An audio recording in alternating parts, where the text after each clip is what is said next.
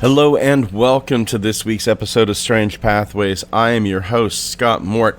I got some exciting news. I am starting to do research on some exclusive Patreon episodes. Now, I don't intend to keep these exclusive forever. They will, after a few months, maybe a year, they will be released to the public. But if you'd like early access to them, please keep an eye here on the Strange Pathways podcast. We're working right now on doing some in-depth research. Some of the topics to look forward to. The strange case of the Gary Sudbrink phone calls. We are working on Indrid Cold. Huge thanks going out to Egan for suggesting that topic for us. And for you true crime fans, we are going to be doing just an absolutely horrific case, and I will put up, trigger warnings in front of it. The case of Nathaniel Bar Jonah, absolutely horrific. So please, if you have any suggestions of what you would want for an in-depth, deep dive Patreon content episode, please feel free to email me at strangepathwaysmail@gmail.com, or if you're on YouTube, feel free to just comment down below on the video.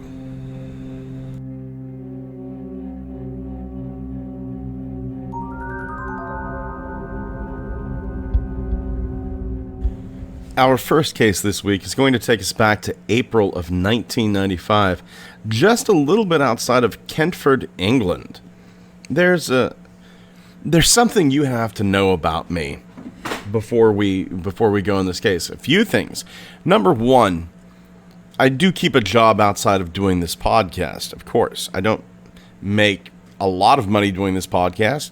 Quite honestly, at this point, it costs me money to do this podcast. However, I do keep an outside job. Part of that outside job is taking care of horses. I don't like horses. Horses are essentially 800 to 1,000 pound toddlers who, if they can find a way to hurt themselves, they will.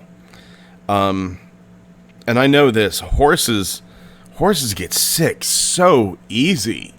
You think of the phrase "healthy as a horse," but nothing could be further from the truth. If they can eat something that will hurt them, they will eat it. The one horse that I worked with developed a disease in her eye called moon eye that had to be treated. They're mean, they're skittish. And they have a lot of ear problems, I've found. Anytime you happen to be driving out in a field and you see a horse shake their head, which they do a lot, it's probably from ear problems. Now, the stablemate is going out to clean the stables. Horrific job. Cleaning the stables does not involve a vacuum, it involves a shovel. So, the stablemate is cleaning out the stable whenever she hears this high-pitched whine. Now, at first, she thinks it's maybe something in her ears, right? You've had it, I have it constantly, but it's that little... It's actually 7 kilohertz. It's a constant pitch of 7 kilohertz. And as she gets closer to Misty, a Welsh pony, as she gets closer to Misty, the noise becomes louder. The noise becomes a lot louder. People could hear this humming, and it is coming from Misty's ear. People can hear this humming from about 15 feet away.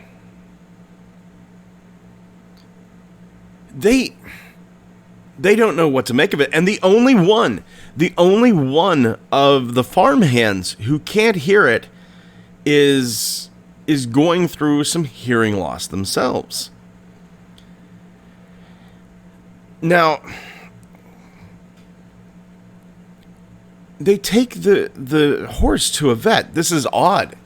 And I imagine the first thing, if I was standing next to a horse and I heard humming coming from Matilda's ear or Neptune's ear, the names of the horses that I take care of, if I hear humming coming from their ears, the first thing I'm thinking is some sort of insect has crawled into the ear of the horse. That's what I'm hearing. They take this horse to the vet, and nothing abnormal is found. Not a thing. And the vets can hear it themselves. As I said, Misty is taken to Animal Health Trust in Newmarket, England. They look into the ear. They x-ray the head of Misty, and they find no physical abnormalities whatsoever. Now, one of the veterinary teams, Joe Mayhew, he thinks the noise is being caused by a reversal of the normal hearing pathway.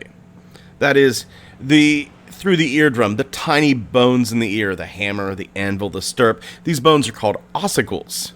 Now, they stimulate the nerve cells in the ear inside the cochlea, and they send messages to the brain. But if the nerve cells are firing spontaneously, instead of it going from the eardrum to the brain, now it's turning the eardrum from a microphone into a speaker. It's the hair cells inside the cochlea, that inner ear. They're causing those nerve endings, are causing those hairs to vibrate. And it's a speaker. But they're not able to prove this theory.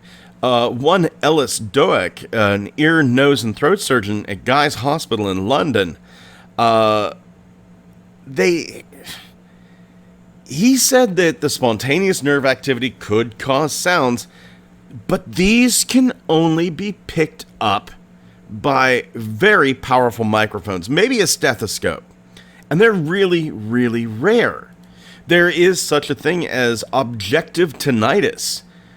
It's sound that occurs in the absence of external acoustic stimulation. That's the definition. But what it basically goes down to, sometimes tinnitus is like mine where I hear it, and sometimes tinnitus can be heard by others around you. Now, I don't have objective tinnitus. Please don't think that I'm saying that. But it is possible for an individual's tinnitus to be able to be heard via a powerful microphone or a stethoscope. That to me is astounding. But they don't think this is what was happening here. It's rare. It's rare. This humming occurred, and sometimes it was louder, sometimes it was softer, but it stayed with Misty the horse until 2004, whenever Misty sadly passed away.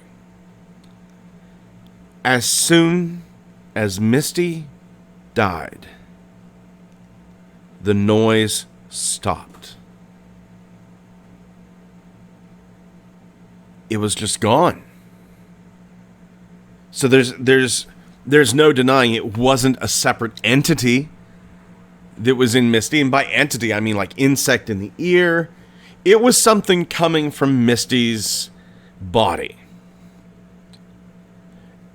They did an autopsy on Misty. And what they found was Misty was a horse. Nothing more, nothing less. No origin of the noise was ever found in Misty. Now, I get that this case isn't really paranormal, but I threw this in here because science can't explain everything. It can have theories, but it can't explain everything. And there are those like Neil deGrasse Tyson and Bill Nye that will shoot down every UFO sighting, every paranormal phenomena, without even investigating. It's not worth their time. And if it's not worth investigating, then quite frankly, they shouldn't say a damn word about it. If you're not willing to look into it and investigate it properly, then you have no business telling other people it's fake, or true for that matter. It goes both ways. I consider myself a skeptic. I don't want to be lied to. All I want is the truth. All I want is the truth.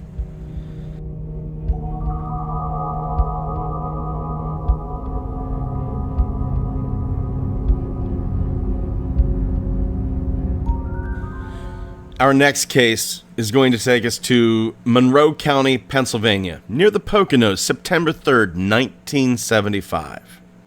Now, this tale comes from the amazing phantomsandmonsters.com, one of the very few websites I go to every single day. The witness writes into Phantoms and Monsters and says that his father and he were traveling in their station wagon to a piece of property.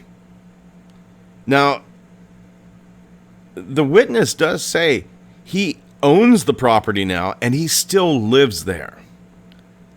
But while they're on this dirt road to the property, they first see a creature that's living there.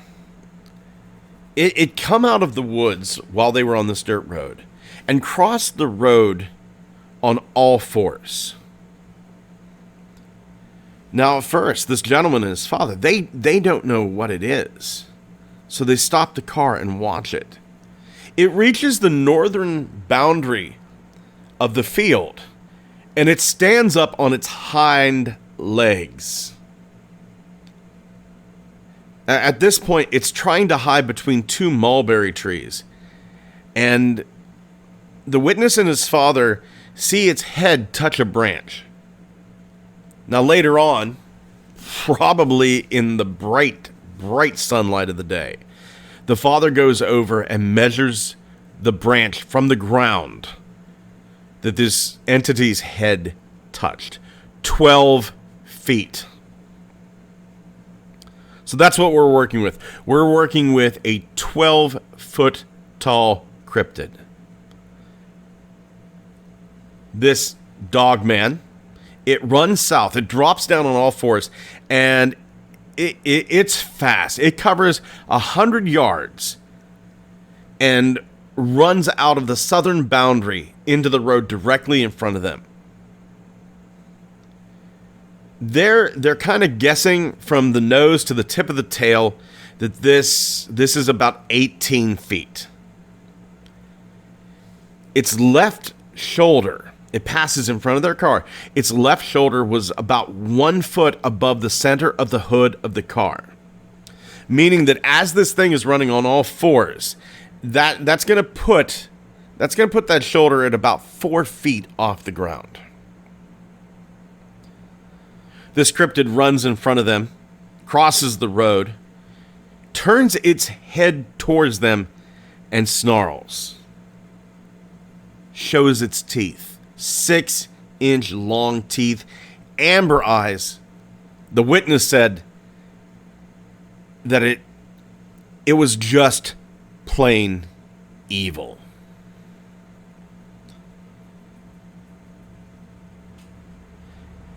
Now, they have a neighbor there. The neighbor who owned the woods next to them, he had about 12 guard dogs, and he lived alone. They even gave him a nickname, Mr. Hermit. And Mr. Hermit owns 100 acres. I'm a little jealous of Mr. Hermit. I would love to live out in the woods. So would my wife. So this 100 acres that Mr. Hermit has, it has a few slate quarry holes and huge fish in them because these quarry holes just gather water. The woods are full of deer. It's gorgeous. Honestly, it sounds like heaven, except for the werewolf. This is a few nights after they first see this creature. It's about 1 a.m. The witness and his father, they hear the neighbor's guard dogs fighting, yelping. They're being slaughtered. And then they hear a couple of loud shots. Mr. Hermit had shot at something with a 12 gauge, and he just kept firing. Later on, they would find out, sadly, that 9 of his 12 guard dogs were killed that night. Now in Pennsylvania is a very rural, very mountainous, very heavily forested state. So a lot of times, there's no local sheriff in a town. There's no local police force. The little town that I grew up in, Salisbury, Pennsylvania, for the longest time, Salisbury did not have a policeman. I remember the first policeman Salisbury had. So what happens is, if there's no local police, then it's under Pennsylvania State Police protection.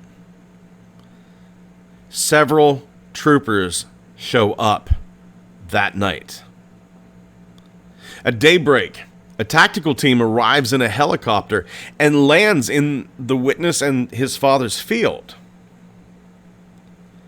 Now, at the time, his father worked late shift at Ingersoll Rand, and he was just getting home. And his dad goes up to Mr. Hermit's house. But he stopped. The state police refused to let the father go near the home. The witness's mother is so scared, so frightened, that she decides to keep the kids home from school.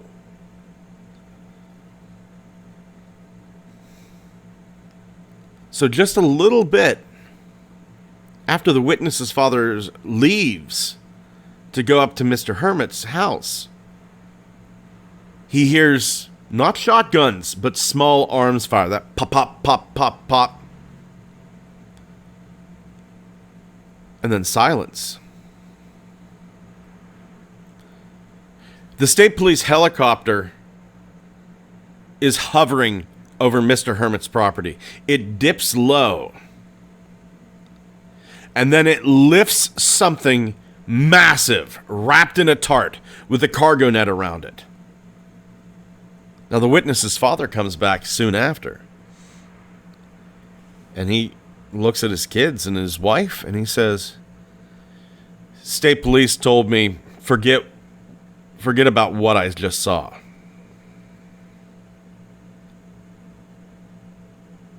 The barracks commander even swings by the witness's father's house and says, "Do not talk about what you saw." The wife, the kids, they're begging him. What is it? What?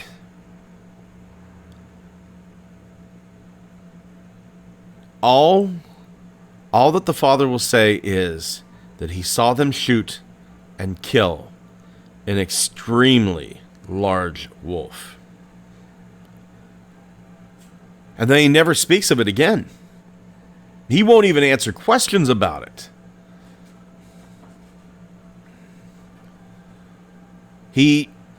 As a kid, the witness would sometimes eavesdrop on him and his mother talking whenever the father and the mother thought that he was asleep. The only thing you really heard him say that there was 9 dead guard dogs and 12 gauge shotgun shells everywhere. By the very next night, the father was prepared with a loaded shotgun at every entrance of the door. Even the witness's mom had a new handgun. There have been no other incidences of wolves, especially bipedal ones, in the area.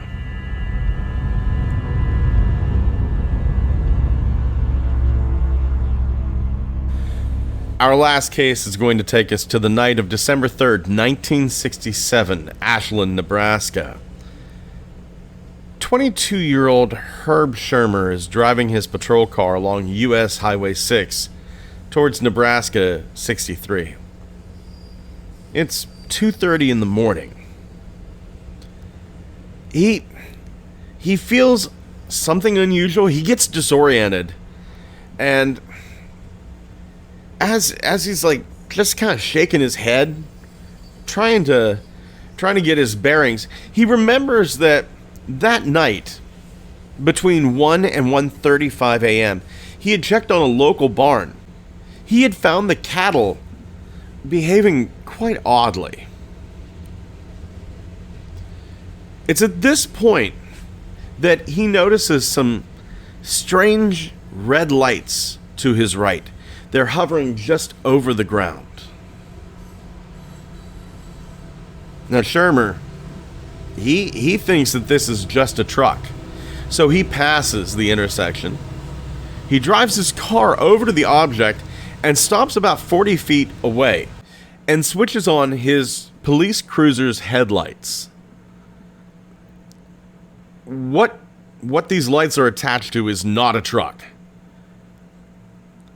It's metallic. It's a saucer.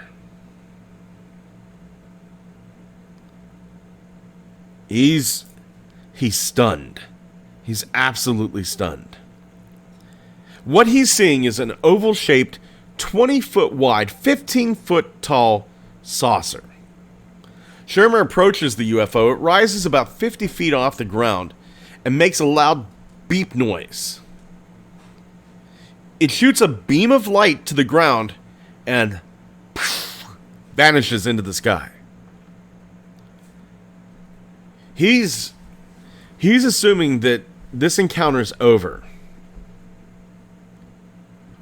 He thinks maybe he just won't mention it at all. But whenever he returns to the police station, it's 3 a.m. He's lost 20 minutes of time.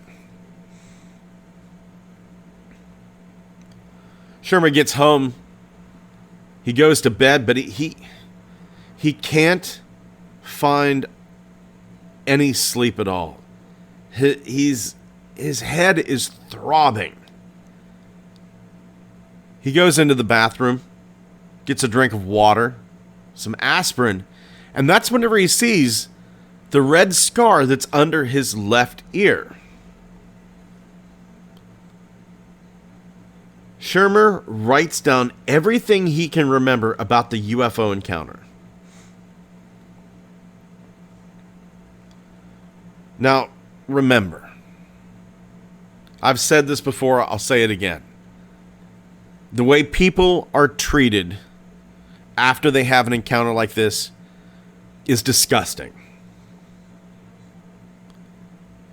As soon as the news of this hits, Schirmer is flooded with prank calls. Some guy, some idiot, calls him and says he's from Mars. Another guy, the owner of a local tire shop, flags down this police officer and goes, "Herb, if you ever see another flying saucer, you tell them aliens I'll sell them a set of tires." Right. This is a guy. Schirmer, he joined the Navy at the age of 17, served in the Vietnam War, never supported the war, but served in it. And then after he was in the Navy, he joins law enforcement.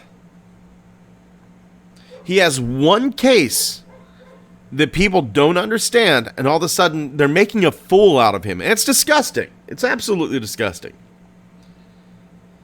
But Schirmer, he may be made of tougher stuff than I. He's struggling to remember what happened. After a few months in 1968, Dr. Leo Sprinkle from the University of Wyoming, we've talked about him before, he put Schirmer under hypnosis to try to restore what he had lost.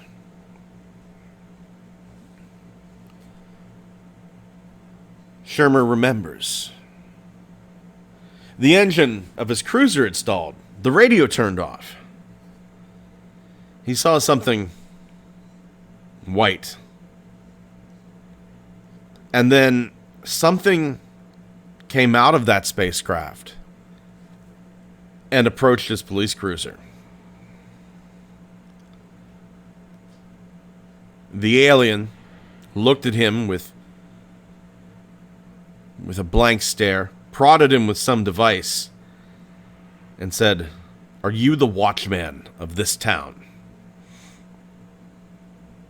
Schirmer goes, "Yes, sir." And then this alien asked him to go with him.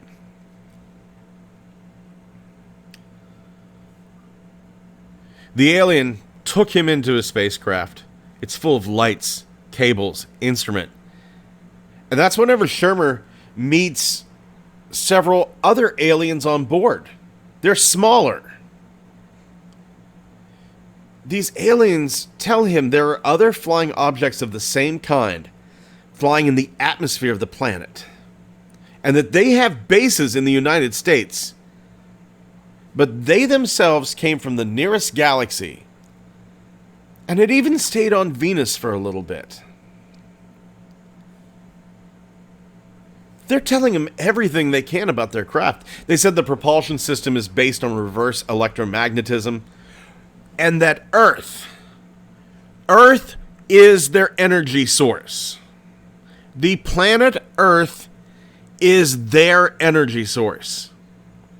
And that they had a mission. And their mission was to prevent us, humans, from destroying the Earth. And the detail that Schirmer gave was amazing. He sketched out the upper level of the craft.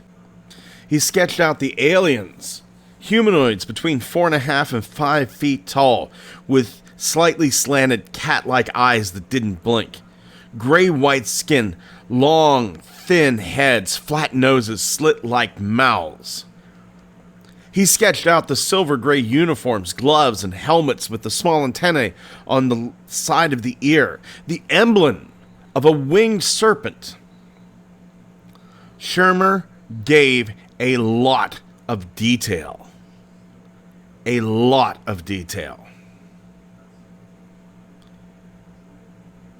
One of my favorite investigators, Brad Steiger, God rest his soul, Brad Steiger, was involved with the hypnosis work with Patrolman Schirmer. Brad Steiger would later recall, whenever Schirmer was describing his movements, he goes, "Well, I'm walking here," or "I'm walking there."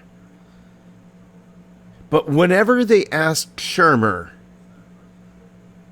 to make sketches of what he saw, that's whenever the control would slip away from Schirmer. Schirmer would begin to speak as though he were one of the occupants of this craft. He said he would be, but then he would eventually return in one way or another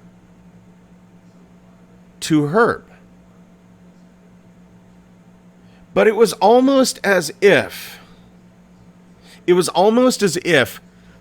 some alien entity, some program was left in Herb Schirmer's mind to assume control whenever certain details started to emerge. For years and years and years, we've thought that lost time was either some sort of psychological effect that, and I use this term loosely, aliens. It was something psychologically that they did. They erased memories. Or they would do some sort of strange surgery on the brain. Some sort of energy weapon akin to the neuralizer in the Men in Black movies. But what if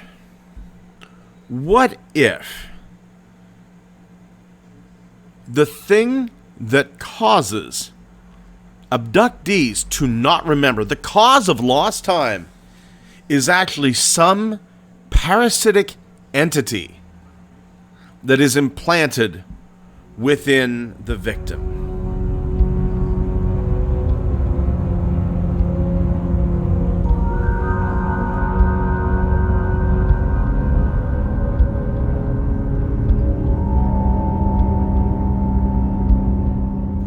Thank you for joining us again here on Strange Pathways. Please join us over on Twitter, Pathways Strange. Over on TikTok, Strange Pathways Podcast, and Instagram, the same, Strange Pathways Podcast. Come on over to Facebook. We're going to have a fair amount of sketches, photos, pictures dealing with the tales that we have seen today. If you'd like to email us, please do so at strangepathwaysmail@gmail.com. Please go over to YouTube, like, comment, subscribe over on our YouTube channel. And thank you so much for listening again this week. Please take care of yourselves and each other.